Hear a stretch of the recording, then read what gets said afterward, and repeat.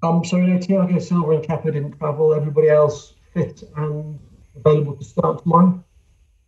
Yes, yeah, players that are here are fit and available. Great. There were suggestions you'd had discussions with Antonio Rudiger. Is that the case, and were they positive, and could he play a part tomorrow? I've had discussions. I saw the story. I've had discussions with Antonio and all the players as regularly as I can do. So I've always had a positive relationship with him. Everything I do for the club and selections and for the team, and every week at the minute with the squad we have, sometimes you have to have players out of the squad, and it's always big news for everybody. But we've a very positive relationship. He's in the squad, so very much in contention to play. Matt Law. Hiya, Frank. Hi, Matt. I was wondering if you were aware of this stat that was going around last week, that you're only the second English manager to manage in 2 Champions League campaigns behind Bobby Robson.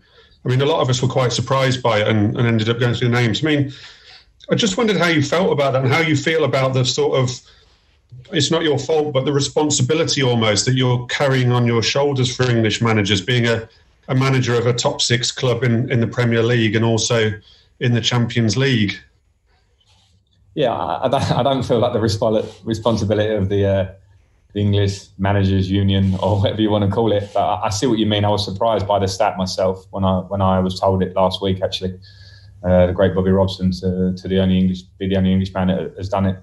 There was quite a long time when I used to hear towards the end of my career about how English managers get jobs in the Premier League and as a merry-go-round and all this sort of thing.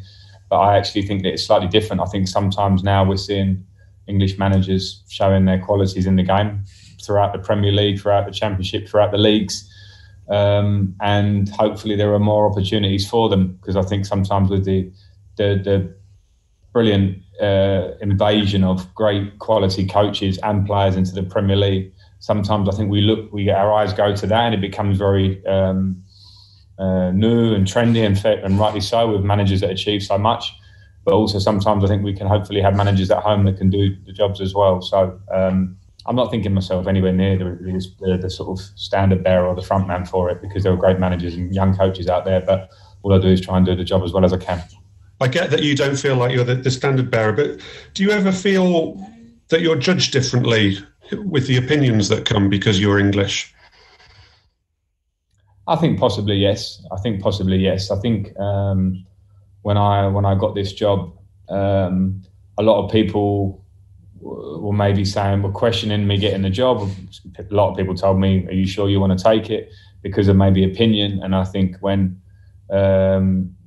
sometimes people can be very quick to form opinions straight away for whatever reason. And being a young English manager with 1 year at Derby, some of that I understood. But at the same time, I think sometimes we just have to judge people on face value, like we do judge any manager. It doesn't matter where you're from. I think all managers should be judged the same. I was pretty proud of what we managed to achieve last season in coming in the top 4. In fact, I felt we could have actually done even better than that for different reasons, but I was happy with that. So, but I can't get swung on opinion, because if you do that managing a Premier League team, if you look at opinion and read and listen to all of them, then it'll affect you every day. So I just have to do the job as well as I can, and hopefully the opinions will speak for themselves.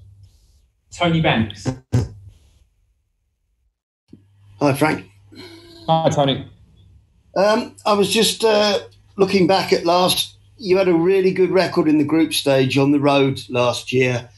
That great win at Ajax, good draw at Valencia, good result at Lille as well. And you need to harness that again this year, don't you, in terms of performances on the road?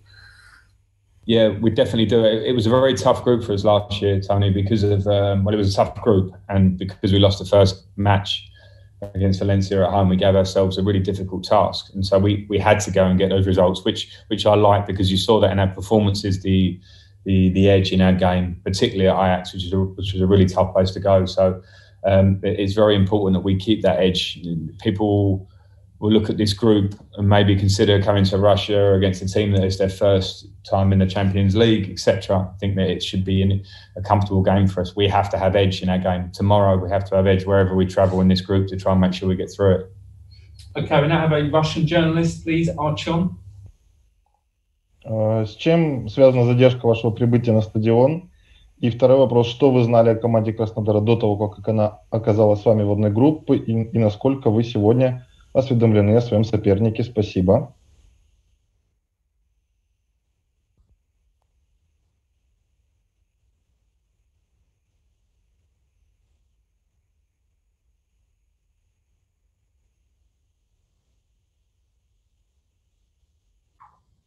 Yeah, well, I apologise for being late.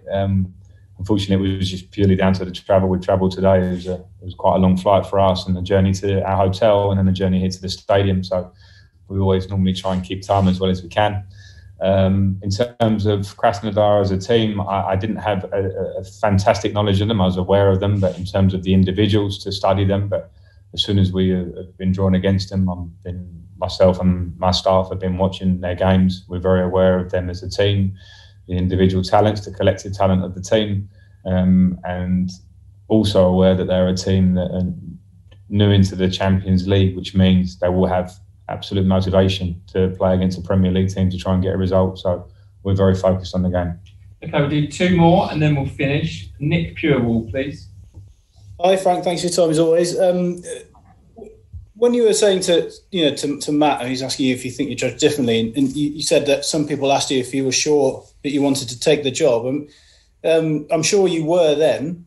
Are you still, in the time you've had in the job, are you still pleased that you did take it and that it was the right decision? And how do you think you're finding it overall?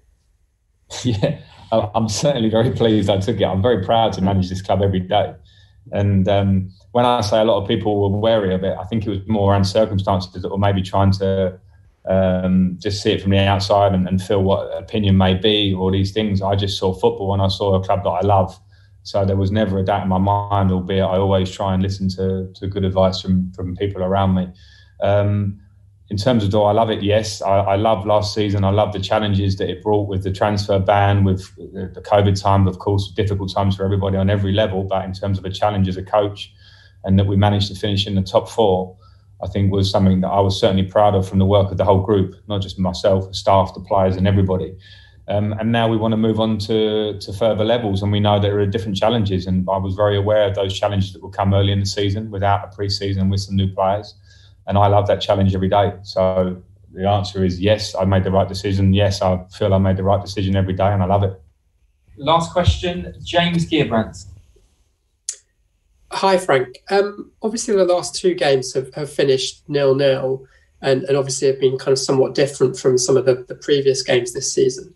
Has that been a conscious decision by you as the manager to kind of adjust the balance of the team a bit and maybe throttle back slightly on the attack in order to lay a little bit more priority on defensive solidity? No, I think with the last two games, we've played against high-level opponents. Seville and Manchester United, in their own ways, offer a lot of threats. And going into a Champions League game with Seville, you have to respect what they can do. They've just won the Europa League last year, took Bayern to extra time in the Super Cup, and they're a very talented team. So I wanted to get both sides of our game right. I think we got a lot of our defensive game right on the day. I didn't like every bit of it because we are still improving, because now we're training in real time. These games we can't train in between too much because it's too much. There's too much physical, too many physical demands on the players of games. So we have to try and organise the team. I think we did it well in those two games. On the defensive side, the balance of us going forward wasn't as great as I would want it to be. But and I said it after the game, the least of my worries in the big picture, because I know we have a lot of talent in this team. So getting both of our games is something that we're working on every day, both sides of our game. And I'm happy where we are. But we want more, and that will take work. That's it, everyone. Thank you. Good evening.